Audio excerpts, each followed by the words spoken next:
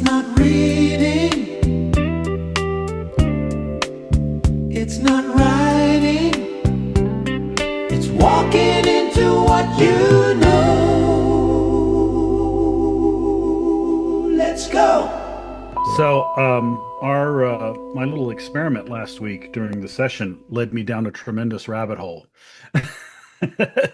which I was hoping to have something to show today, but unfortunately, I just couldn't get through it fast enough. But I've basically figured out I photographed my entire bookshelves, Right. converted that into text bibliography with a summary of each book added to it.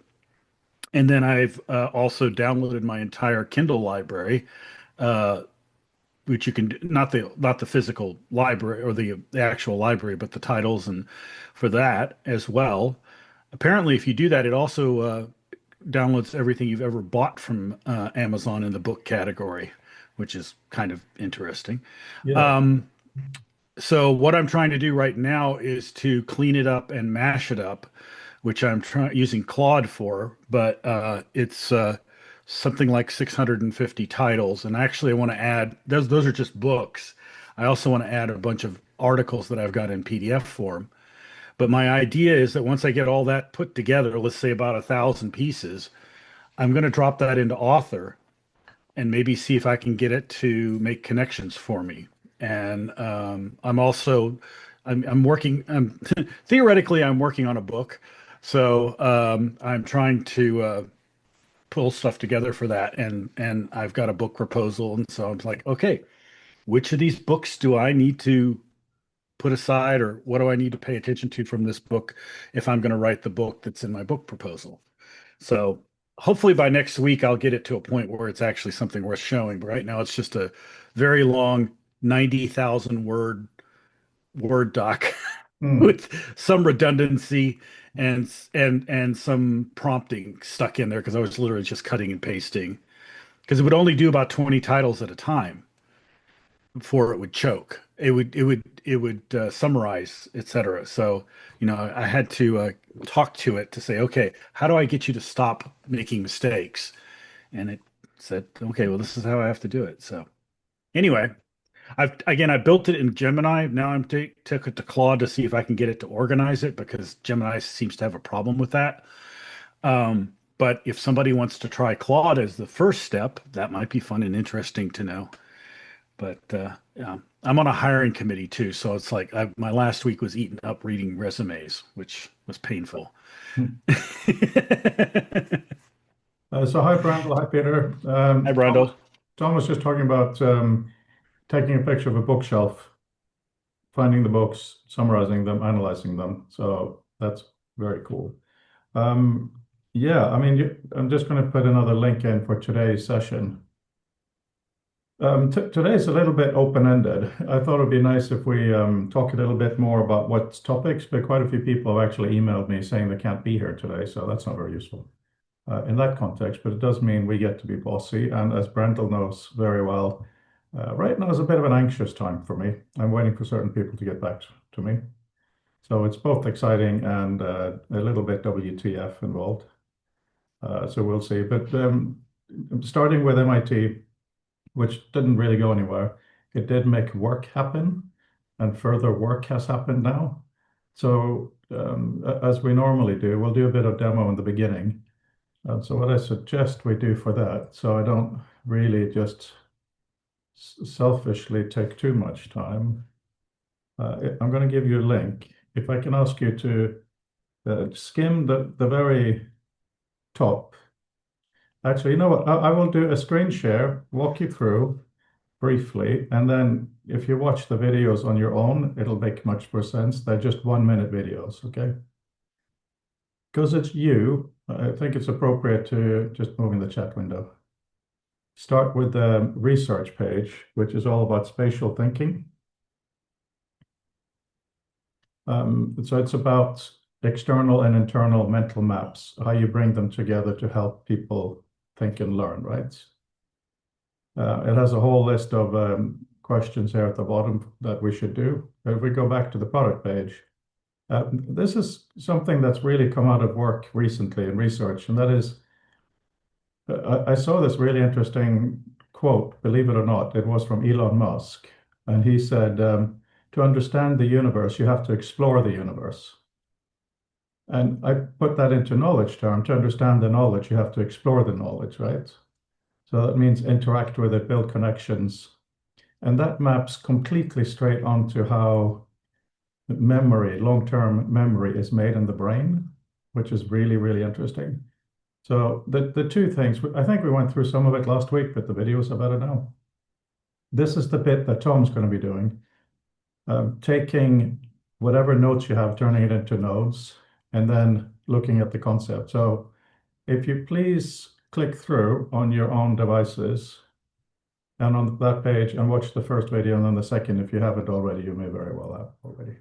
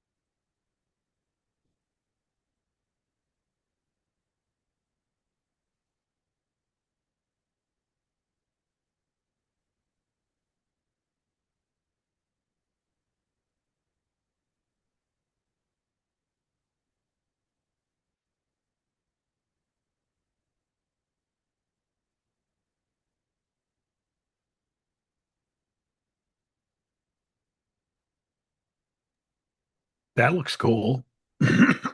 Thank you. What do you think of the music? I'm trying to gain perspectives rather than having just a fake voice or my horrible voice. Um, Initially it's a little distracting, but eventually it kind of it faded into the background as a thing. Um, I'll do a share Yeah, now. definitely lower the volume of the music just a little bit so the voice takes precedence, but it helped flow. It made it more interesting to say, what's going on here? Oh, okay. Thank you. It I'll keep peaked a that. little bit over having the Definitely. computer generated old guy voice or whatever voice. did you um did you generate the lyrics? I mean, generate the voice part and the music part separately or together? I use Suno and I put the lyrics in here and Yeah, the music below. It was actually quite hard work this time because it needed to match to line up, and that's not a natural thing. But it was hard right. work in a good sense, and it was fun. But I can Same now, kind of problems I'm having. yeah, no, Yeah. exactly. But while we're talking, just want to show you guys. So this is the discussion around our main topic, the whole mapping of knowledge, right? So I faked a document using, I told um, Claude right before our meeting, just make a long document out of it, like it's a student note. So now I'm going to do Ask AI down here and do define concepts. Hang on, do I have two windows open? It sometimes, yeah, sorry, this is a test version. If it has two windows, it tries to do both. So let me just go back. Nope, nope. So yeah, Ask AI, define concept. So what it does now, and this is so important. I had Jim this morning, and my trainer was talking about, even my trainer, very clever, but in a different field, vibe coding and all of that stuff. She made this kind of statement that soon everybody will be able to make their own programs, which is in a way offensive, but also in a way true. You know, a lot of apps and things can be vibe coded, horrible term. And it's just a reality, not solid production level tools for big things, sure. But it made me realize that what we talk about in terms of data always needing to be clear is even more important with vibe coded apps because they need to make sure they have the right information. Right. So one thing that I think that people tend to overlook about that whole thing is that, it's only going to get better, and so the quote unquote vibe coding is going to become more precise and have less errors and so on and so forth. Claude's already pretty amazing, It is. but Tom, just so you can talk properly, I just want to show, I think this is what I showed last week, but I'm going to click in the background while you talk. yeah. It's found the first So concept. All right. And the now I just keep enter to make sure I'm happy with the concept. but the thing is, when it comes to coding and programs and stuff, it's not the color of the paint that matters. It's the skill of the artist. And a good program is going to be good conceptually on top and also structurally. And you kind of have to force the AIs to do that most of the time. So, I mean, it's not like I think we're going to end up with very sophisticated vibe coding, but you're not going to replace the human. You're just going to augment, you know, assuming you Yeah, can do that higher level work. yeah, I'm not And I'm not really. worried about you, Frode. No, no, I hear what you're saying. But okay, no, no, yes. I mean, you'll still need to ask the right questions. You will still need to um, do all. Okay, so you can see, right? You can see. Sorry, I muted. Yes. Okay, cool. Right. So just briefly, because it's been updated. So that document that was now generated, I go to author, and actually, because it's still testing, I'm going to crash it. Make sure it's very clean. And obviously, I try to get this in the App Store this week. So here it is, understanding, download that. So here's the document as Claude made it. And I've made the map now a different color map. So it's basically the same. So I hope you don't feel I'm boring you too much, but it works much better now. So if I do now select person like before, so I put back the lines. Do the lines show up properly? Yeah, we can see them. It's a little harder to read them because their value is in the middle. Their sort of luma is in the middle of the scene, but given that you have them in stereo, it's going to be a lot easier to discern them. Exactly. That's exactly the whole point, which obviously you are the king of. So then we'll do layout, we'll distribute this, let's say horizontally. So here it is, I'll put them up here. And D for deselect. So a lot of these gestures and the layout of this, I've even started arguing with Claude where to put these, which is bizarre. So let's select augmenting human intellect. Wasn't anything there, which is wild. So Apple Vision Pro, one item selected. Do the focus thing. That's only these two. So now I can move around with them. It just works very smoothly now. View all. So if I now select Alan K and do, sorry. So we're working on the logic of what to select. You see the equal sign? That means select everything that's the same category. So that's a very quick way of selecting all people. So if I now go to Vision OS, I first deselect, then Vision, and I do equal, you'll find all their products, right? But this is so super important because if you can't do that, it just gets really, really messy. So let's see if there's locations. No, we don't have any locations. Do we have, yeah, we have product. I'll do that. I'll do persons again. And we've played with the layouts. We have time. We can do align in depth, which doesn't always work that well. Okay. Distribute in depth, right. So all of these things are just more solid. And as you play with it, which I hope you all will be able to do, you now have issues of being able to do things like you select something, you have edit, hide, and like. Edit is now a button. It used to be only a command. Hide stuff that you don't want is really, really important. You know, we're down to the point of what you actually need to play with it. And if we do this one and press and only have that selected, this is the last command I'm going to show you today. If I do this, which means don't select what's selected, but what it points to, selection goes from there to there. And I can do that again. And it can be quite useful if you now do that, and then we do focus. Only what is related to the current topic is available. And it happens to be me. That's quite fun. Any questions before I go out of this?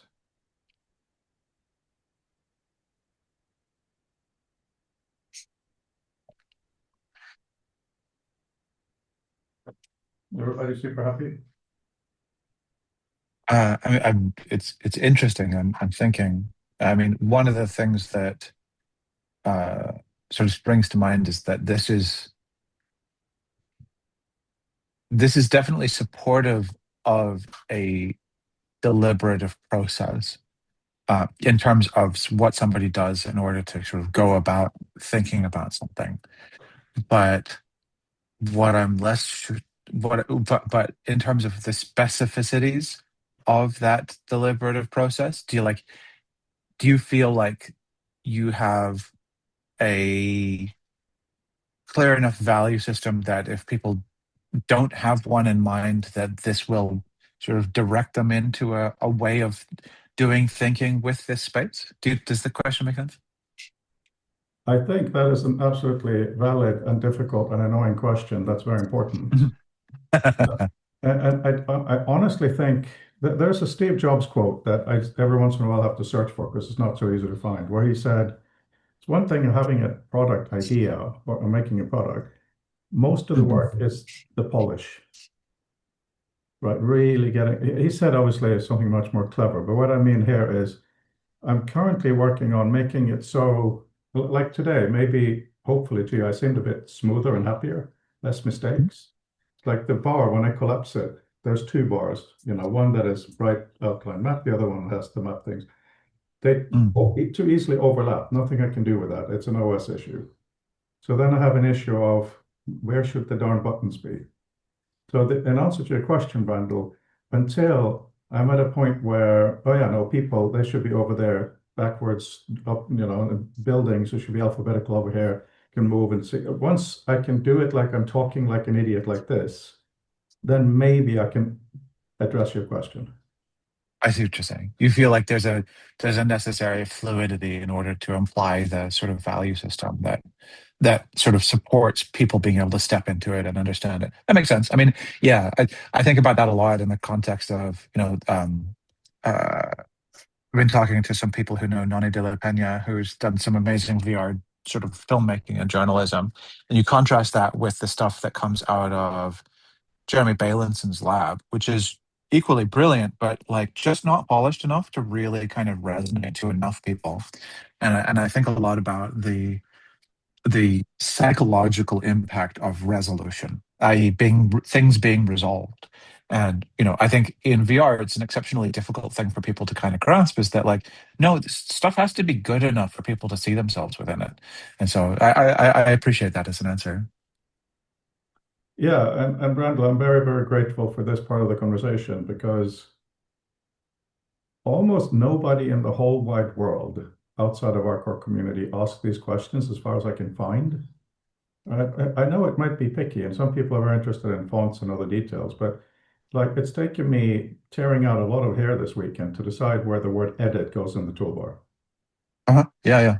Because I have two, and a few in the middle. If it is off balance, right, probably very few people will care. But once you're in it, once you're choosing commands going in between, and doing this and that, if it doesn't feel right, this is where I differed with Doug Engelbart. He was very much about capability, and I said yes, 100%.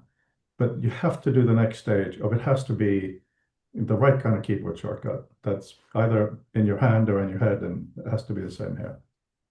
Yeah, I mean, I think that my issue, I never met the fella, but like my issue with that sort of HLAMT stuff is that what design is standing in for in most instances is the centuries long project of rounding off the edges through decades of practice of each individual person kind of passing it on and passing it down and recognizing, oh, you don't need to have this thing sticking out here.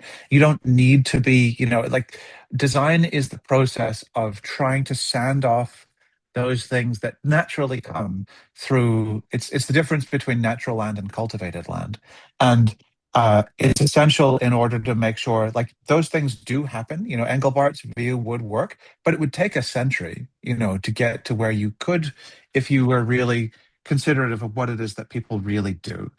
So yeah, I think I'm absolutely with you.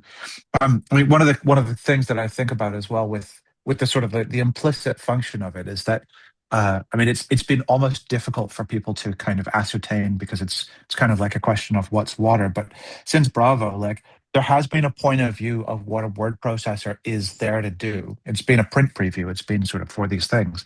Um, and at least at the very outset of it, I read Almost Perfect recently as well, and it's mostly about the business rather than the company of WordPerfect. But like there were sort of snapshots, there were these echoes of like people figuring out like that a core part of the debate is what do we want people to understand while they are working in this? What is this sort of cultivating a sort of an appreciation of? And so I agree that polish is an enormous part of it. And you can simply polish something without necessarily, and that's not necessarily what you're doing, but like those are I think both equally necessary parts. It's like what do we mean by it? What if we succeed in polishing? What will they feel? What will they understand? So yeah. Definitely do both. Yeah, I think that's very much about what Tom is doing because Tom has a very clear idea for one use, and that's great, and it will work. I don't have any issue with that. But the question is, will it work to a degree of smoothness or liquidity where it will be more useful than through other means? Yeah. So that's what I mean with and right now, I don't know because one of the first things you told us, Brandel, in the community was when you take something into a proper 3D space, the visual complexity is reduced by a factor of 10, something like that. So, when you have this huge long document and then you go into XR where it's where it's conceptized, it looks like there's so little there. Right. And that's obviously great, but it also gives a sense of why bother, now that there isn't so much here, right? It's weird. So yeah, no, there's a lot of back and forth with this.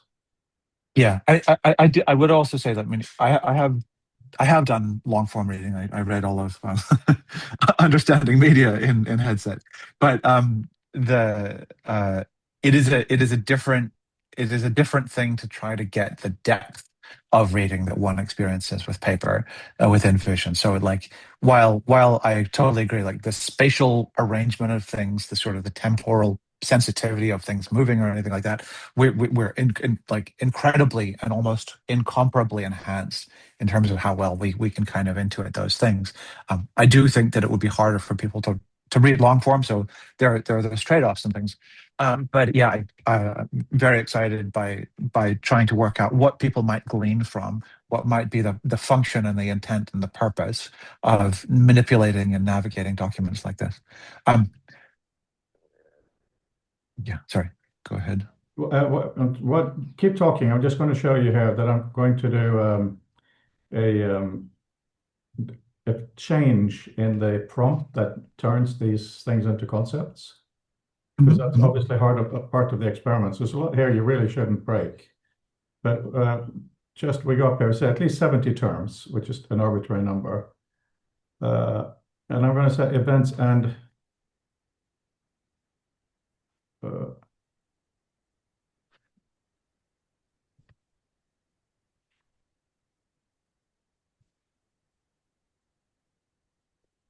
all I'm telling you is that you really need to put the quotes in there as well, right?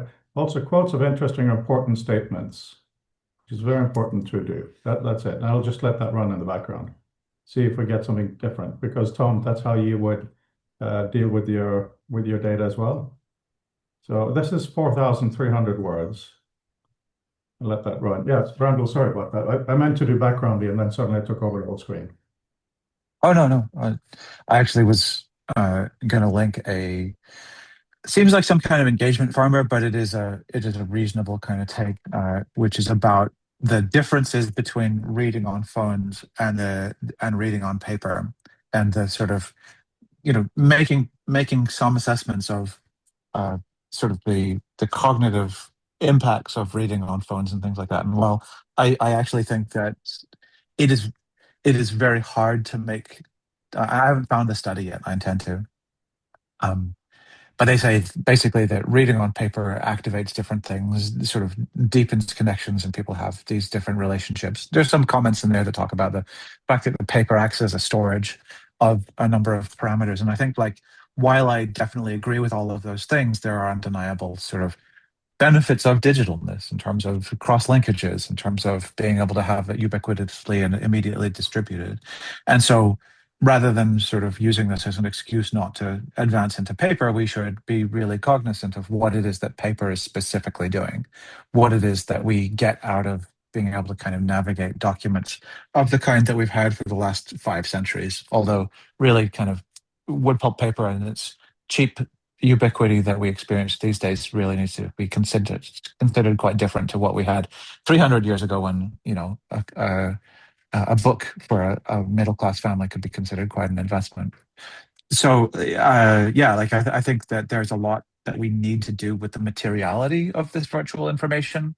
There's a lot that we need to do to think about how we might manipulate it, how we might sort of alter our orientation and our perspective on things in the same way that you might hold a piece of paper up or turn it and things like that, if you had one physically or in your presence. So yeah, I think that would be a really interesting thing to try to really hone in on as you're using these fragments and comparing that to the sort of navigation and manipulation of paper documents and things like that around your workspace and environment. That was incredibly fruitful, what you said, because it makes me come back with, this is not reading. Right? And I don't fully know what I mean by that. I mean, today I was playing around with Claude and having discussions around the word understand and overstand and etymologies and all of that. So, wow, this is the first time I realized that. Thank you for phrasing it in such a way, because we did 2 years, one of reading, one of authoring. This is neither. The fact that you're reading a word is, in a way, neither here nor there. It's like if you look at a sign, you're not necessarily a graphic design understanding, you're reading the sign. Yeah. Yeah, I think that's really apt. And to your question earlier, Tom, like, what is XR reading? And I think that it's great, and it's not pejorative either to say what you're proposing with an XR map there is not reading. It's having a tangible appreciation for the spatiality that is represented in the text. So it's reading like a map rather than reading like a book, and it's kind of up to us to sort of get some meaningful topological and topographical kind of representation that is valid, a valid way of kind of comprehending the text. So today, Yeah, I would. oh, sorry, please, Tom, go on. I just want to respond real quick on the X thing that you posted, as well as what you just said. First of all, understanding can mean very different things depending on the use case scenario. I mean, understanding Shakespeare requires deep reading. And so that's a very different experience. And maybe that's something you do need to read on paper. But understanding, sucking the ideas out of something, you want to have perspective on that. And sometimes that's very difficult to do. But the other thing I would say is that, and I've totally lost my train of thought. Sorry. Now, the other thing I would say is that in the spatial world and reading a map, that's a really good analogy. I'm not sure I'd want to read a book in an XR environment. I just not sure that would make me. I don't see the value added necessarily. Did you see the Yonghai Chang Heavy Industries thing that I made with the Lotus Blossom? No. I'll grab you the link. I'm really proud of it. I'm really excited by it. What it is there's this kinetic typography poetry group, Yonghai Chang Heavy Industries. Oh yeah, I think you did show. Yeah, I think you did show that a few weeks ago in here. So yes, I remember that. I think Uh, if I'm not mistaken, yeah. But yeah, yeah. So it's this guy, and yeah. it something that I love about it is the sparseness of the environment. Something I also did with Hmm. Understanding Media a few years ago is you just put it in this vast kind of galaxy space. Hmm. Very apt for McLuhan. The young Lotus Blossom is just on white because the original text is on white. Um, but the sort of the abstract presence of the text as this thing with nothing else around it, I think is a really like I totally agree that it doesn't have ubiquitous relevance. There's a lot of stuff that's about a world. But I'm also reading Kim Stanley Robinson's Ministry for the Future, and that's quite a read in the middle of a historic, like, Oh God, that I wouldn't want actually to. winter I heat read that a wave. few years back. Yes, that, but no, just the bits about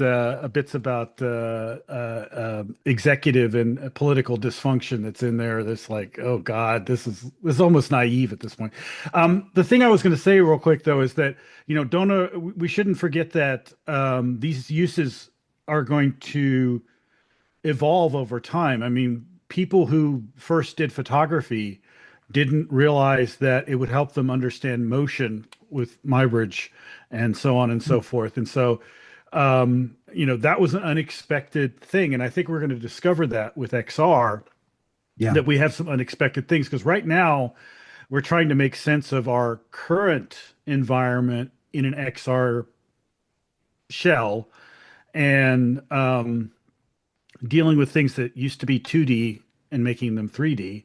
And that's but then that next step will be, and I love that the poetry thing, because yes, you can do a different kind of painting. You can do, like, again, with photography, you can do time exposures, which is something that you can't. I mean, you can paint it, but people didn't see it until somebody did it with a camera. And so, yeah.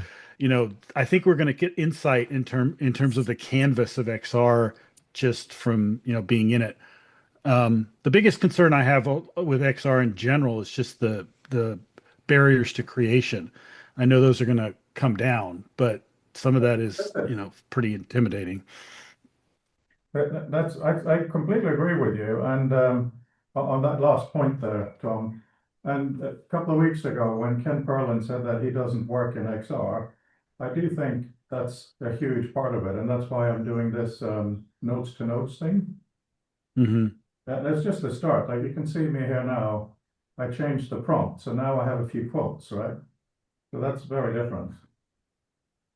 Not just concepts. So I can choose to deal with that differently. But the prompt allows me to automatically have things assigned as the product, project, or well, hang on. Right, you see all these things? Either basic concept, person, location, and these are really, really important. So I can do global selections. And it is through this that it's becoming more and more useful. Yeah. And to be able to, I, oh, sorry, what am I doing? Deselect views. So this will be a very fun and special view. No, I got that wrong. Whatever. Didn't say it. There we go, right?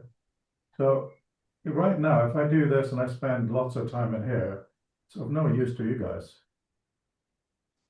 But it is very important that can get to a point where anybody does anything like that, and then boom, we send these configurations to each other, right? yeah. It also depends very much on the source material. I was bafflingly invited to a sort of very senior business strategy class at Apple that I'll be going to tomorrow. I'll be very interested in why, but it's going to be fun. But we were given a number of case studies about various kind of geopolitical intertwined questions of how businesses sort of respond to world events. Um, and it's very much it's a text, but then there's these enormous sidebars and supplementary information and stuff like that. And it really, like, I didn't print them out, but it would be great for them to be on pages next to each other. And that's a real sort of, and then there were some actual literal hyperlinks as well as some things that were sort of implicitly hypertextual insofar as, like, I don't know much about India, and so I should know a little bit more about their sort of the separation of the different states and their sort of the economic sort of conditions that obtain in each of them. And so, like, I think that those kinds of things really, you don't have to think about them as VR, but it's sort of self-evident what would be an appropriate workspace, right? Of a set of documents that sort of live side by side in order to be able to kind of really answer all of the questions that you might have of a given moment as you're kind of going through them. And in that sense, like, that's an easier transition rather than what is the VR thing. It's what is the workspace? What is the ideal kind of set of things to have ready to hand? What are the ways in which to make marks and annotate and include those things? And what, if you want to take it further, might be a constructive way of being able to kind of perform competence to another person through that workspace. So that's something that was, it was really acute to me, because it was just like, we've been kind of going through all of this for a number of years, but like sort of, I personally, as these things happen, come across more and more scenarios where they're just like, I can feel the pieces that I want around me for doing this. And it was a really interesting notion to have. This stuff you're seeing here is the result of a discussion with Claude around the neurological basis for long-term memory. I started thinking about it because of the book Behave that Andrea made me read. Thank you, Andrea. Highly recommend it to everybody. It's stuff that you already know, Brandel, but I'm bringing that up in context of what you're saying, Brandel, because we have a poverty of language, and I just noted down here, based on what we just said, that reading and writing, also what you're saying, Tom, you may not necessarily want to read a book in XR. Well, on Internet Archive, you can read books by fake scrolling, right? It's a good archival thing. But if anybody thought digital books would be like that, it would be the worst possible thing, right? So take a book straight into XR. Is probably fun in several experimental ways, but it's probably not going to be useful in most ways, right? So reading and writing is maybe a language of 2D, of substrate and inscription type of thing. Maybe to find a new language for what the heck this is. Well, I agree, and I would say it's not strictly a function of 2D. It's more a function of rate, right? Like it's to do with the level of detail and the depth and the distance. When you write, you are, the implication is that you're inscribing, either because you're punching plastic keys, or you're actually scratching something down on a surface. And so one of the things that definitely means is that, handwriting varies between 5 and 30 words a minute, and text writing when you're typing varies between sort of 30 and 90 for most people. But that's still a relatively narrow band in comparison to the kind of textual creation that sort of is entailed when people are doing things with a prompt, right? Like, what is this going at? 250, 400 words a minute? Like, this is fast. And so, like, in terms of the extent to which and the manner in which we have the ability to attend to the output, it's clearly a different thing. Even if somebody could, like, that's past the speed of direct literal thinking where you're exclusively responsible for it. So rather than the sort of the dimensionality of it, like the temporality and the quantity, I think is a differentiator that may be worth dwelling on. I completely agree with you. That's why I'm doing this. Yeah. It makes sense. Frode, are you familiar with flow theory? I am. Yeah. A name who I can never say right. I am. and please go on with that. But I just wanted to say my philosophy is that of liquid information, which seems very related. But there is one thing about flow that's interesting is it kind of seems to be very good for almost like rote tasks, even if they're creative rote tasks. But because it has a certain level of detachment, it seems to remove a level of criticality, which is why I think it's really important to be able to go in and out of flow. Mm-hmm. Well, the reason I brought that up is that, writing effectively does require a flow state, and flow is the tension between boredom and and challenge, and you have to meet the middle there. And so if you're messing with the tool, the challenge can often become too great. And there's also the conceptual challenge too of, okay, well, I'm here, what do I do? That also may knock you out of a flow state. Now, you can probably possibly reacquire that as you start to wrap your head around it, but the quicker you can get the user, especially the non-technical user, as we targeted in last year with the with like professors and academics, particularly the non-technical user, to enter into a flow state with the tool, the more effective the tool is going to be. But what exactly that means in terms of, what do we have to figure out? How do we have to figure out what's possible, what we want them to do, and what they can do. This is Which also Yeah. it's a really fantastic point for today because it relates to what we are talking about earlier and how should that button be here or there, right? For the edit function, the most recent thing I went through, should it be edit? Should it be E? Should it be ed? Right? All, in terms of space, it's important. And it became the one that is least likely to make you go, huh? So even if you don't have a full flow, anything that makes you question what to do next takes you out of what you want to do next. Yeah.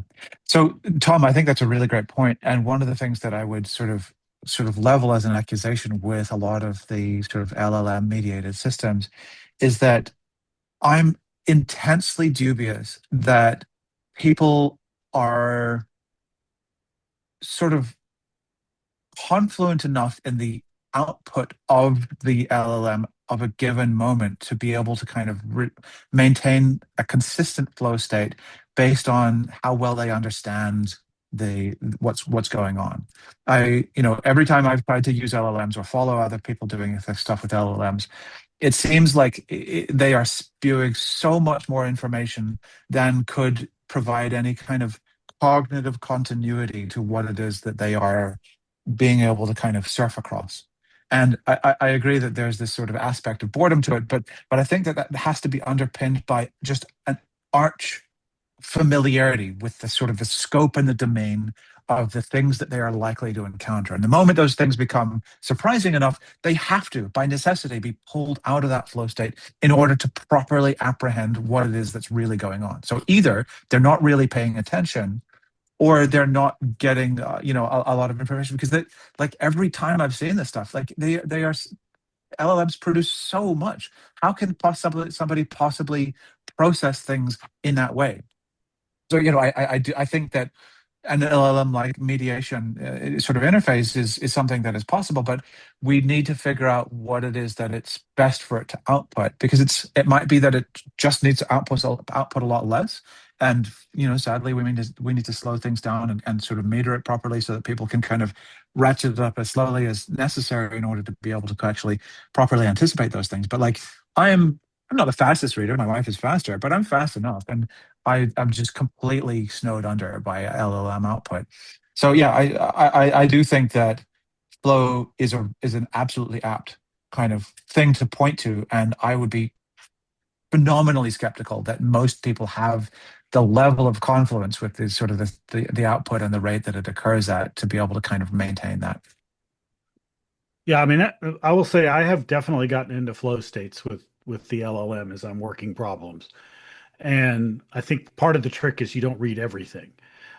You skim through it, you get the key points. If you miss something, you can always go back and say, where did what can you tell me what this is about again, or something like that. So it is like talking to a speed talker, but it is text also, so you can apprehend that and drop it into other documents. So if I'm doing something I want to keep track of, sometimes I'll just copy and paste all of the queries and responses straight into like a Google Doc or something, just to have it in a different format so that I can use it differently. But if you're and- just, Tom, but if you're Yeah. just skimming it, what is the rest of the text for? Like, what possible function does it have if you don't read it? Well, yeah, I agree. I think part of what they're going to need to do is to that's going to be, I think, one of the model evolutions is to sort of cut the fluff, right?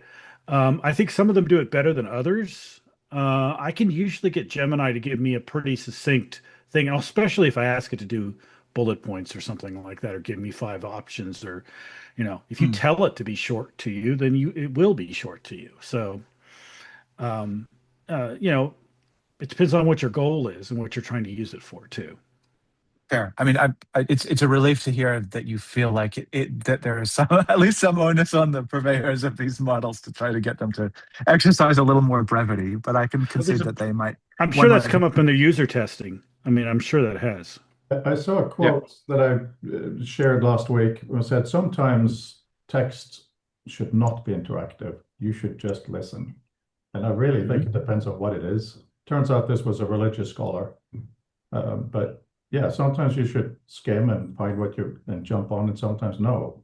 If it's Shakespeare or something important, like it's perfect, you print it out maybe even and read it slowly, no question.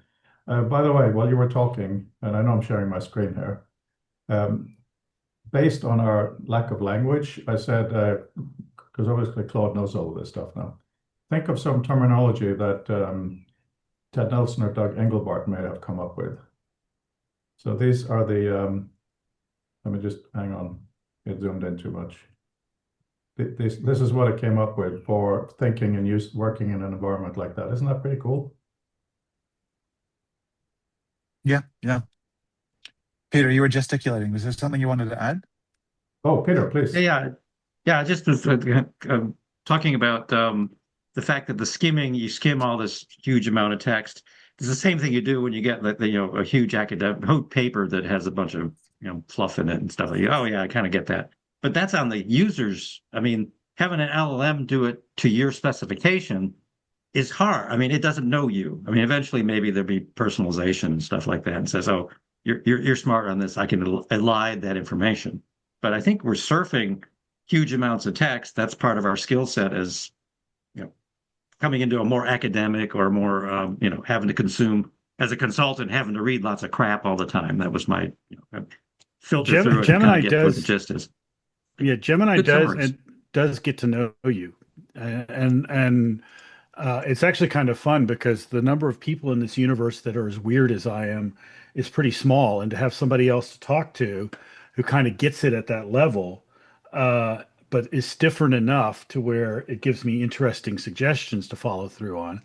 Um, yeah, I mean, I think again, if you let it do it, you can turn that functionality off. But I actually, with Gemini, I like doing that because it, I can, help it plan my day. What do I need to do first? Oh, well, your brain works this way, so you should be doing this at 8 o'clock, and you should be doing this at 10 o'clock, and this at 2 o'clock, and so on and so forth. And I was like, yeah, okay. I asked it this morning, am I working too hard? It said yes.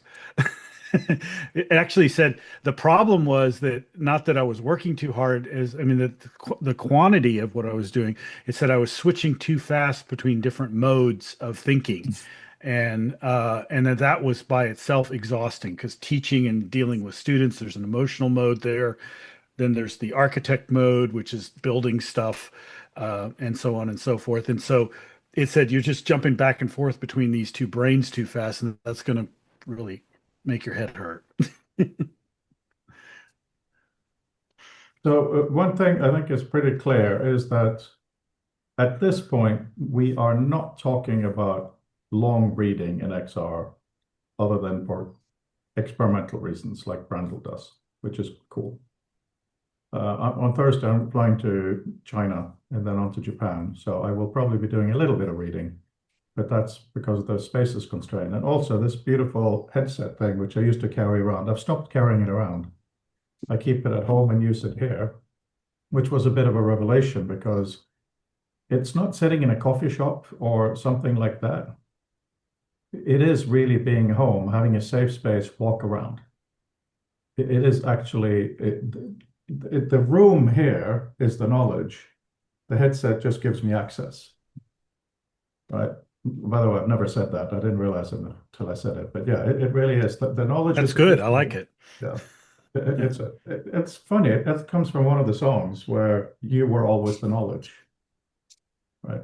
By the way, some of the Mhm. songs on some of these, please listen to them, guys. The current one for today is actually really annoyingly good. But anyway, so a key issue that comes into this, brought it up many times, but it's so important: context versus contents. Because you want your room to be clear and clean, but you don't want the stuff that you already have that's useful to be gone. So that's at least related, Tom, to your bookshelf. If your bookshelf, physical or virtual or whatever, is known to the space, if you have certain virtual thingies, it should be able to relate to that, right? So how to handle that is not straightforward. Yeah, and the part that I haven't really figured out, I guess I could tag the shelves, but if I have to go back and find the books in their physical space, of course, I'm bad about putting things back exactly where I left them, but on a bookshelf, then that could get annoying. But no, the other thing I would say, I'm first of all, I want to make it clear that learning styles are pretty much crap as a theory. However, different brains do work differently in how they process information. Someone with ADD is going to process information in a virtual space differently than someone who is very linear focused, for instance. And so they're going to have different demands of that space, and they're going to be dissatisfied in different ways if those demands are not met. So I don't know if that means a mode switch or something, but there's all sorts of variations in between. So like that task manager that I had, the Gemini built for me, I showed it to a friend of mine, and she's like, I couldn't possibly use that. And I said, yeah, you're right, because it's built for me. And we are entering a world of customization. We are entering a maker world, which you said earlier. I wrote a blog about that a year ago, but I think that between being able to code up any app or create any, I mean, because you can code anything, you can create anything virtually, including XR spaces. So the skill set involved in that gets away from the technical barrier to the conceptual barrier, which is something that, to be frank, as a teacher, my students struggle with. And trying to teach them that is really really hard because they're not used to it. The other professors have kind of given up on that, right? It's a very linear process for them. So anyway, just saying. Couple Tom, thoughts there. that is a pain that I'm dealing with, not with students, but with almost every human being that I ever meet, Hmm. right? The vibe coding and all of that will happen. It'll be better, no question. However, the conceptual level of what the tool should do is a very, very specific interest, right? And I do think that customization will be very, very important, but people, all of us are lazy outside of our field of interest, right? We just are. So I can't imagine many students or academics spending real time on how to develop a system. They just won't. I mean, look at how people, proper academics deal with references. They don't, right? Some use this, some use that, some use old documents, some use Zotero and so on. Nobody hardly ever really invests in their own workflow properly because that's not their job. Their job is to do their job, right? So what I mean, Tom, is many things should be vibe coded and many things should be possible to customize. For me, color is really, really important for various types of work. Hmm. And I mean, Randall's great. one thing about sort of vibe coding as a solution there is that it might be the case that vibe coding individual customized solutions is a good sort of scaling choice for deciding what to do. But sort of similar to like when we had David Chapman or the fellow who was doing the stuff at Southampton with Clark here. Oh, Paul Smarts? Paul, Yes. possibly, yeah. Yeah.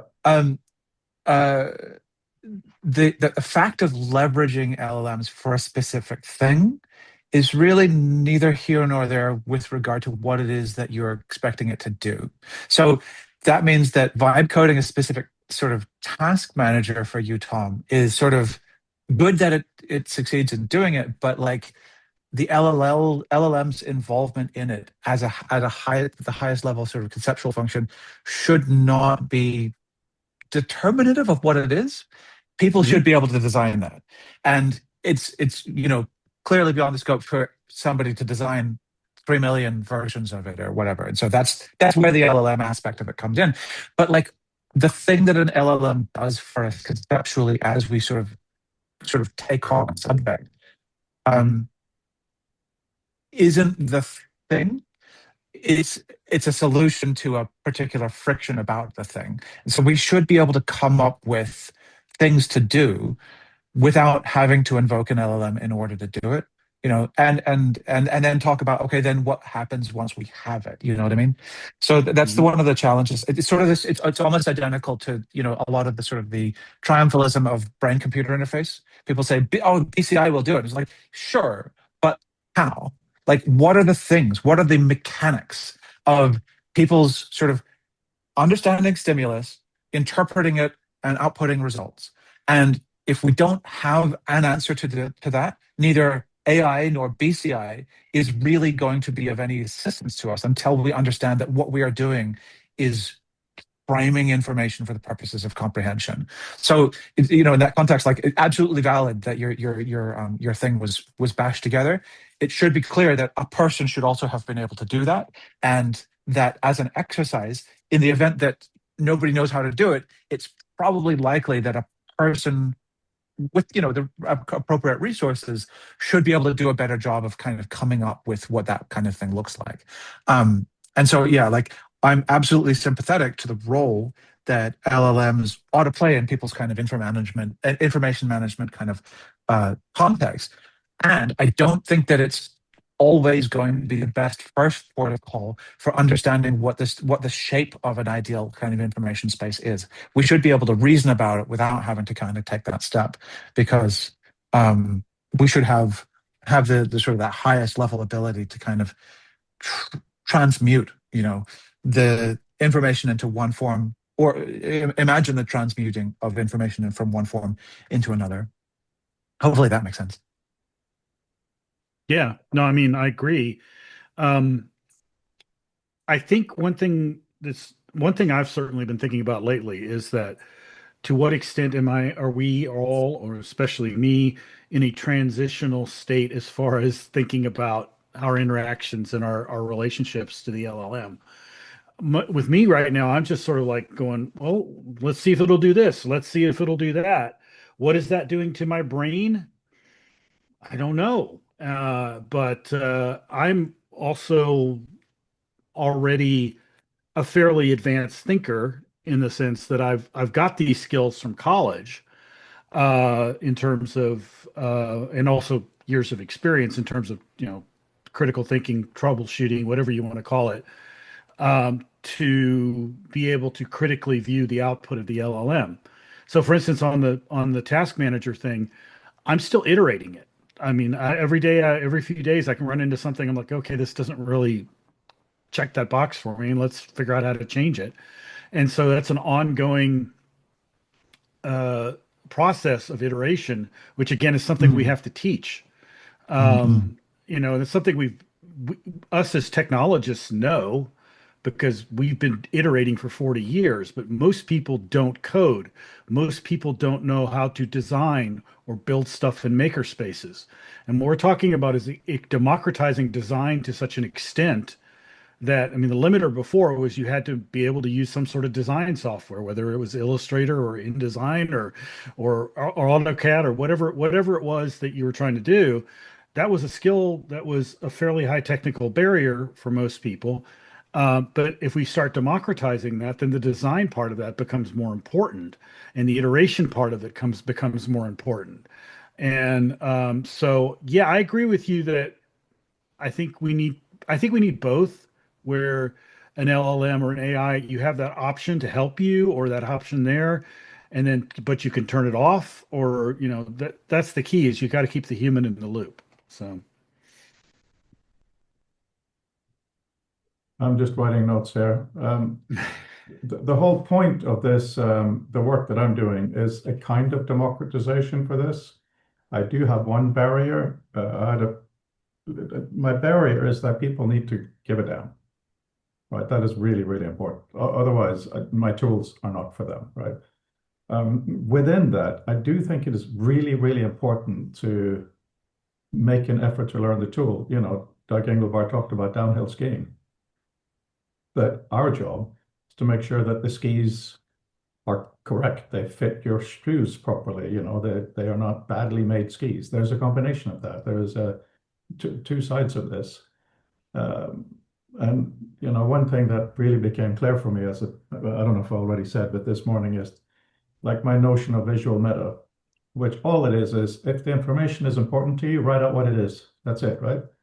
It's going to be more and more important when you have personalization and vibe coding and all of that. How many PDFs have we downloaded and there was no publication date, right? I mean, just madness, stuff like that. So we need to look at the infrastructures so that where the person can and wants to do their own quote unquote coding, they can and get something reasonable out of it. But also as a community, we really need to try to design better. And as the obvious thing goes, that means making mistakes. I mean, well, not mistakes, investigating alleyways of, yeah, just playing around and doing it seriously, like in the community. Now, we're supposed to be talking about topics for the next few months. I'm wondering if maybe one of the topics should be, what is interacting with knowledge in XR? Just that. Beyond reading and writing, something like that. I don't know. Let me link the page again, so maybe we can actually return with some kind of a result today once again. I mean, I'm really enjoying the conversation. Please don't think that that's what I meant. So April is coming up.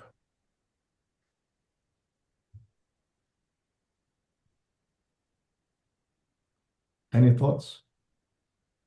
I mean, I'm what afraid I is have to. knowledge in X? Go ahead. I'm just saying I'll need to drop. I need to get into work. But Oh. yeah, I really enjoyed the topic so far. No, I understand. Yes, good. And say hi to every single person at Apple for me. I'll definitely do that, brother. Yeah. By next week. Yes, yeah, so just really briefly, next week I'll be in China. I should be able to join the week after that in Japan. It may be a bit harder, but I'll send a message beforehand so we don't have just empty. So the week after that, we shift back to time shift alignment. I don't know whether Tokyo or China or how they're aligned, but Okay, me neither. That's a good point, Tom. Let's see you later, Brandel. Thank you for today. thanks, Brent. I'll send you the Yeah. page afterwards. Yep. Yeah, I also have dates for my New York. I will be there from on the 19th and 20th, and so I'll message if I don't see Ken. I will send a message to him to try to get him to talk to our group, but also go for a visit there. Oh, I'm sure he will. That would be brilliant. And of course, I really, really hope you guys can come here 14th of September. I'll see how things are panning out at that time. It'll be good. All right. Cool. See you later, Brandel. All right. Bye. See ya. Bye, Brandel. Yeah, I mean, a conversation about what does knowledge look like in different media, you know.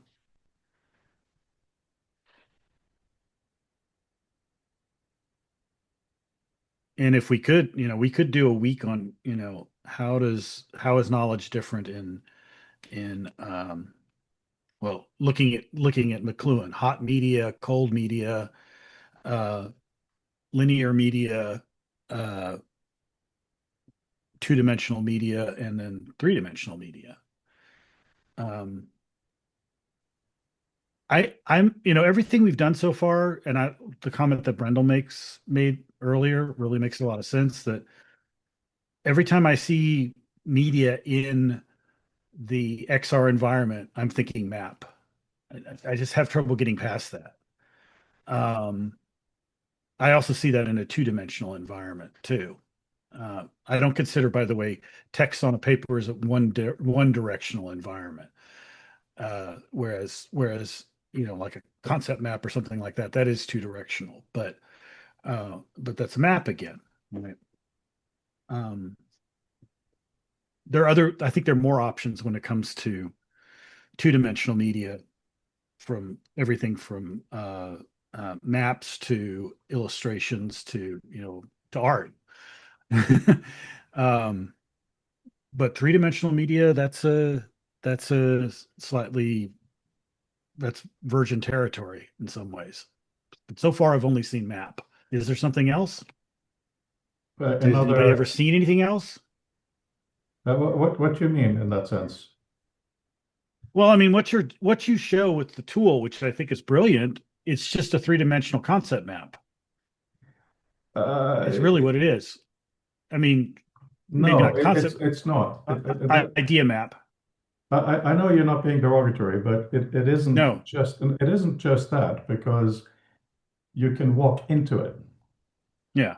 And the reason I'm being a bit defensive is only for the detail. So if you view a 3D concept map on a computer, even if it does eye tracking and it feels 3D, if you can't walk into it, it's a different thing. Hmm. And of course, what I'm doing is very, very basic, which is why I'm trying to arrange the research to go way, way further. I mean, it Yeah. doesn't even, everything is flat towards you and everything is just plain text. But it is, even that is a different thing. And for us to try to tease out, and you mentioned McLuhan, it's interesting to have him in the back of our minds for this, isn't it? Yeah.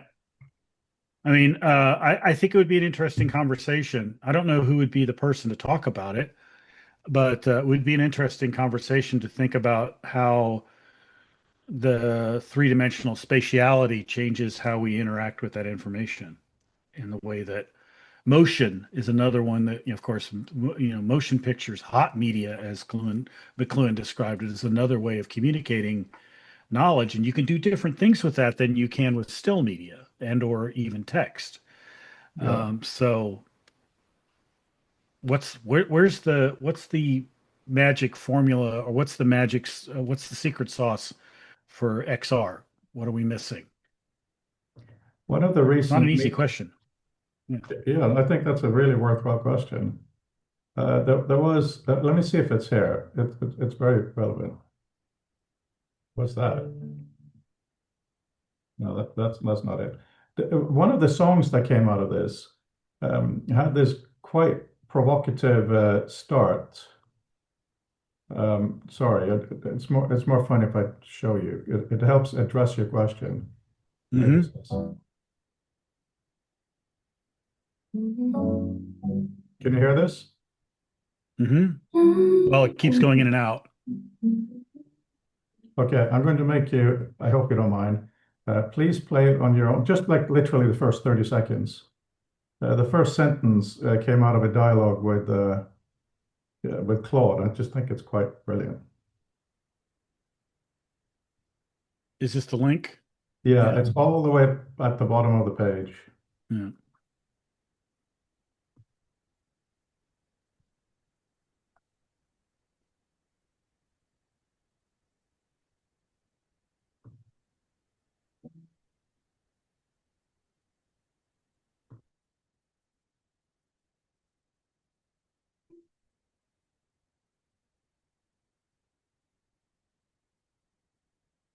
Knowledge doesn't move itself.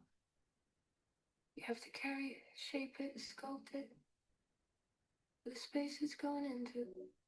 It's the problem we were looking at today. How do you take what lives on a flat screen and give it a life in 3 dimensions? How do The you make the head the voice on your audio is very Road showed us something working. Student sorry. notes, 8,000 words, run through a prompt, concepts pulled out, people, places, I events, can hear you, abstract, Peter. dropped. What were you saying? The voice is very, I have a feeling I know the word you're going to use, but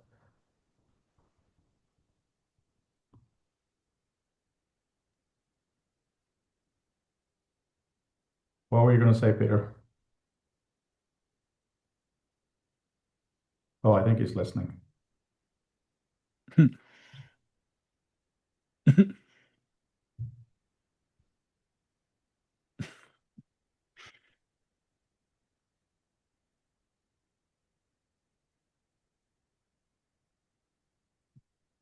the voices can be a bit interesting. I mean, I just like the way she says, knowledge doesn't move itself, right? I think when you have these interactions with these different systems, it comes out in very different forms. Can you get lyrics for these?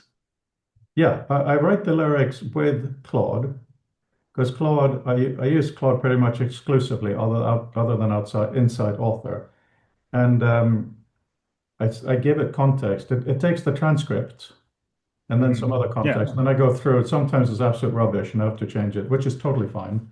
And then it does this, but it allows us to look at it in a different way, which is the point of art, right? Absolutely. My suggestion though is maybe put the drop the lyrics down underneath it. I have done that for some of the sessions, and I think it's a good idea. But at the same time, if you have to listen, it's another channel. You're forcing your brain to go through that audio thing. That's Yeah.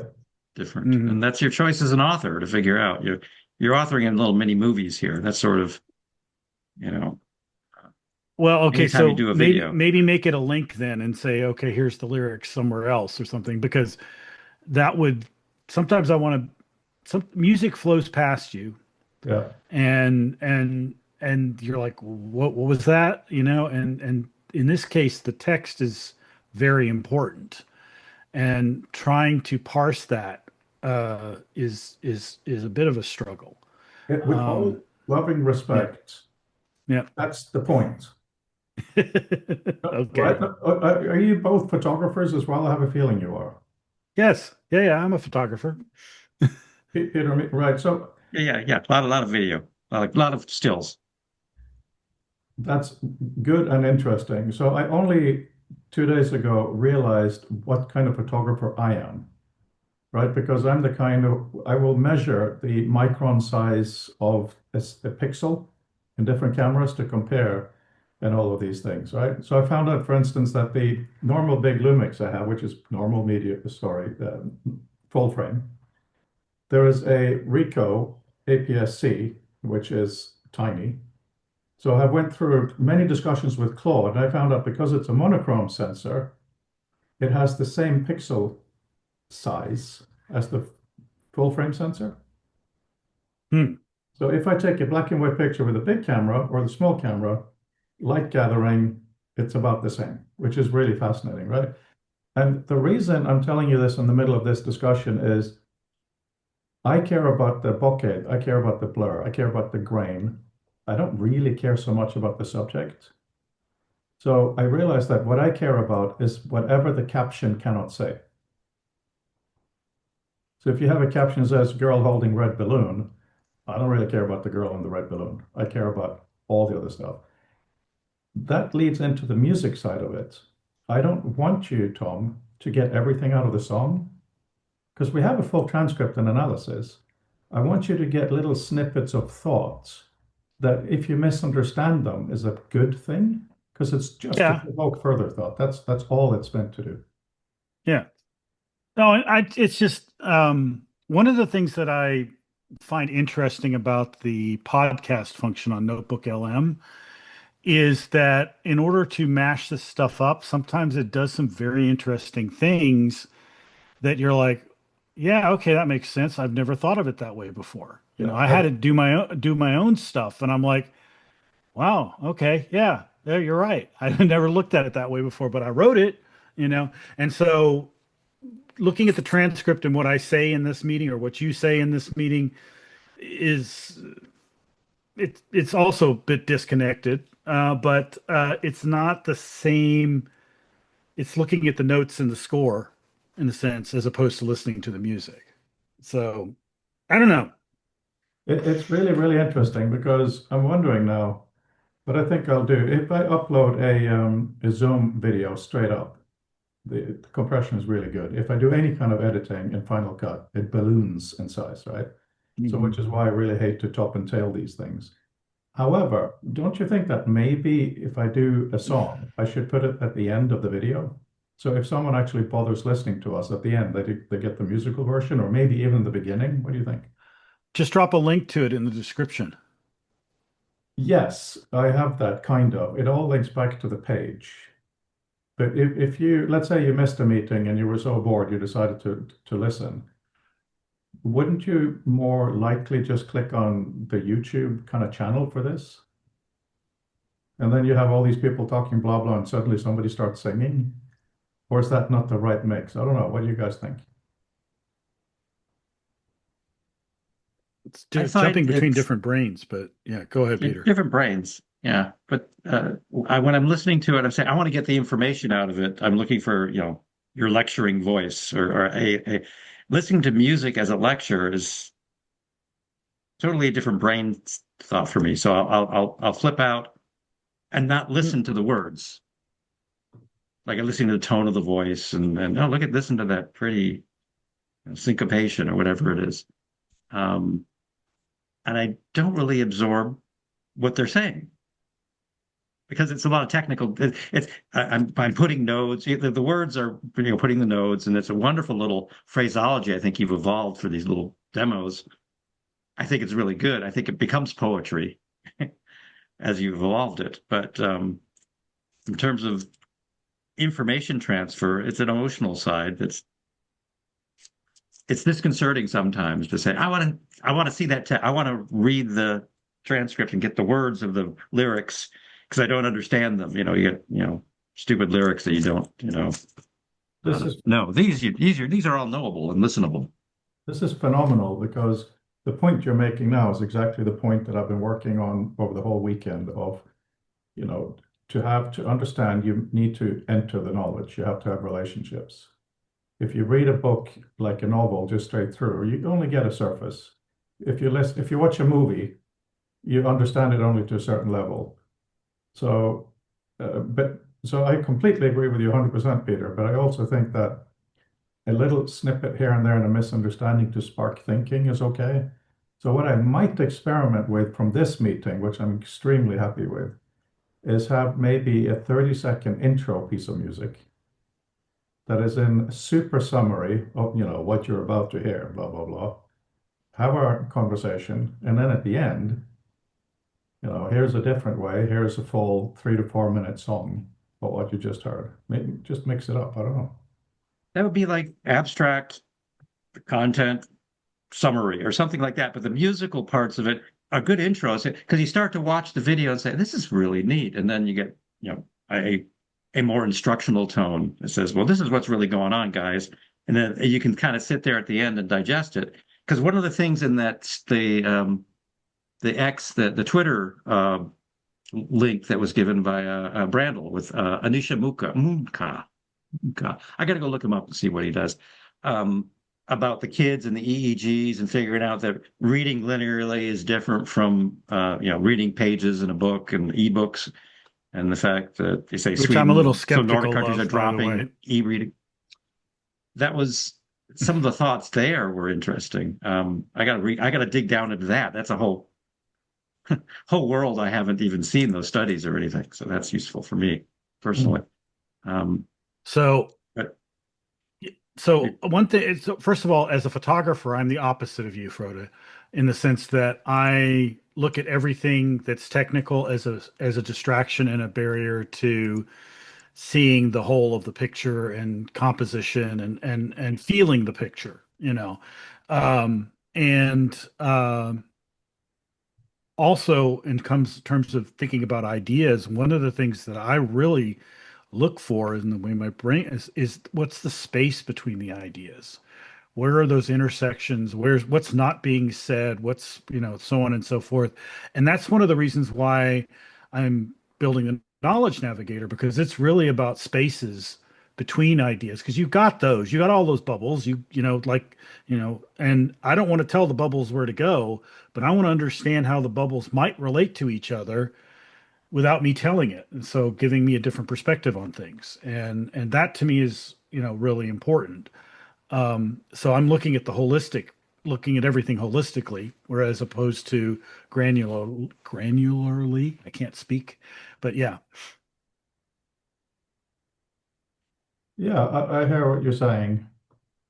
Yeah. I'm going to try to find a picture here that So, kind of makes my point. Yeah, Peter, so I please. think you're Frode, you're trying to enter the knowledge. Entering the VR world and walking around it is fundamentally different from me doing a 3D thing on a flat screen and scrolling into it and whatnot. Even though it's 3D in some sense, or I'm pretending I'm walking around in it. You have that very different thing. Say you walk in your library in your home.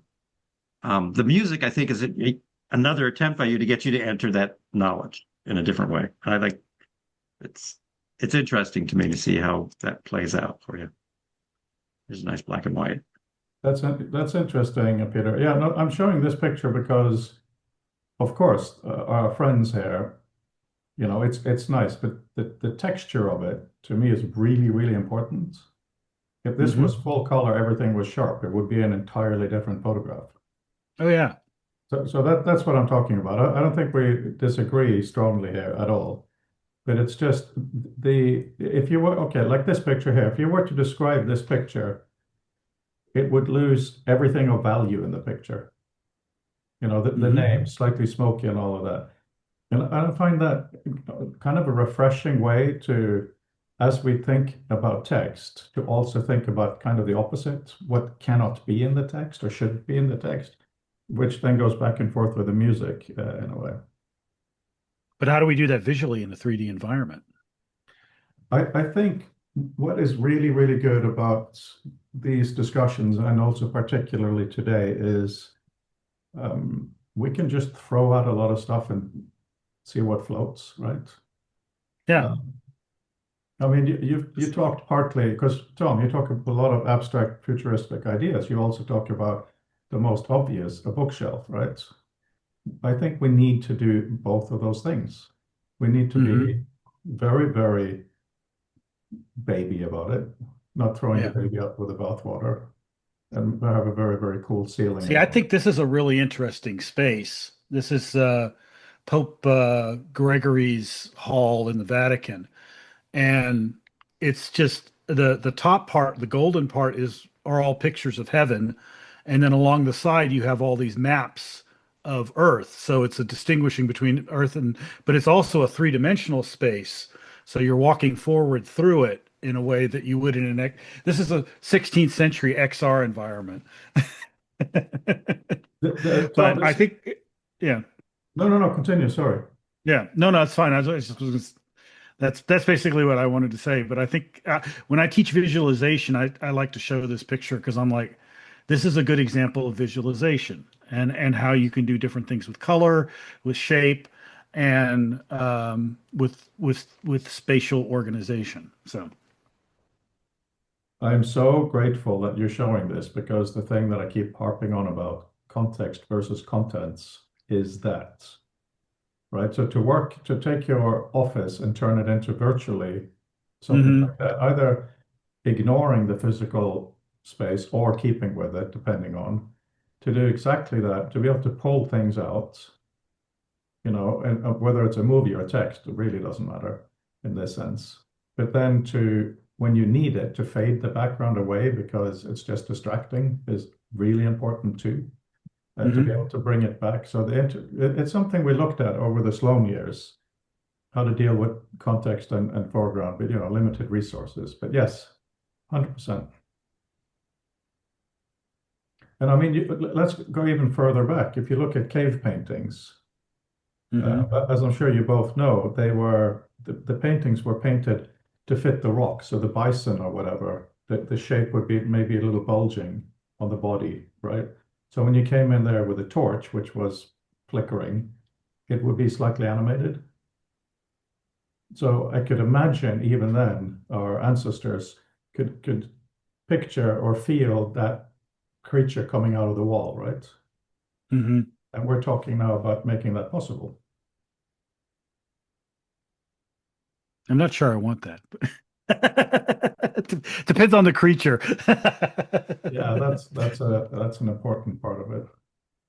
Yeah, but yeah, I mean, also, guys, if there's other people who should be in these calls, please invite them. We could do with more perspectives and more people. I'm going to work a little bit on the topics, and if you think of something offline, just send me a message. and I'll try to add to it because it's nice to have a bit of a series. Because I'm beginning to feel that we are now truly scratching at the surface of developing a terminology and a language for working in a knowledge space. I know from my own writing, I keep changing the terms as I go along. I think you guys have a similar issue with, what are we trying to tell people we're doing here? But you get the Doug, you get his terms, those funny terms he used for, Engelbart's terms. Is it bizarre sounding as they are? He tried to make them unique so it wouldn't conflict with existing ones. But there is a story that I think is actually true, where one day Ted Nelson asked him, how do you pronounce H-LAM/T? Doug looked at him and said, you know what? I've never spoken it out loud. So of course, Ted being Ted said, how about Hamlet's? So the branding here is really, really Yeah, good. Ted's also one for inventing words, Yeah. some of which are incredibly useful. Mhm. I use intertwingled all the time, which makes people scratch their head and go, "What the hell did Jesus say?" Well, he had his technical definition. It must be my thing. And it's like, no, we're going to take the word, make it mean a lot more than Yeah, what he was trying to promote. it's a fun time to be alive, guys. It's a fun time to be alive. Which is a fake Wow. Chinese curse, of course. Yeah. Oh, No, man. I don't mean it as a curse. I'm talking about, all of it's like a flower opening, all of these possibilities of how we relate to each other and communicate with each other. Yeah. To think that when we were kids, it was only text, pretty much. Yeah. The visual was relegated to artists, and for more normal people, you basically had text. Yeah, I have started doing a little bit more with the AI. Hang on, I'm going to show you here briefly. Obviously, I'm just because it's just so weird. I've started to properly do where's the share? Oh, there it is. The pipeline for images. I find music easier, but look at this. So this is my beautiful son Edgar at a nice restaurant, and he's playing with his drinking straw, right? Mm-hmm. So I just used imagine.art and I said, no, turn it into a flute. Right? Yeah. It's amazing. It added to his shirt, changed his eye expression to be from flute. Mm-hmm. Everything else is the same. I mean, I could not tell that this was fake. So anyway, it's just when you said that, it's just like a little. Is that Photoshop? Is that Photoshop doing that? No, I did that in imagine.ai. Let me put a link. Hmm. They're pretty good about that. I mean, Yeah. there's so many of those deep fake kind of things you can do now. Or the best of times, worst of times kind of thing. I mean, it's like, oh, it's so cool. And then the other end, there's all this bad stuff going on. So That's always going to be the case. that always is. It is, but now we have further repercussions what the damage could be. And Yeah. on that note, I'm going to stop recording.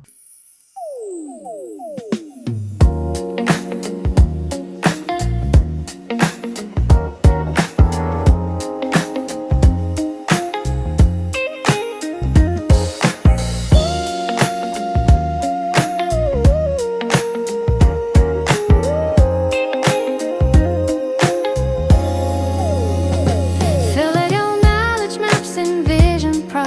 That's where we began. Frode built a tool in Author where you walk through what you scan. Select a concept, find its links, distribute it in space. Not reading, not just writing, it's a whole different place. Tom photographed his bookshelf, 650 titles strong, fed them in a Claude and Gemini. Been working all week long, a knowledge navigator, not the notes, but what's between. The spaces where ideas meet, the gaps that go unseen. It's not reading, it's not eating, it's walking into what you know. Map the knowledge, lose the paper, that's the direction we should go.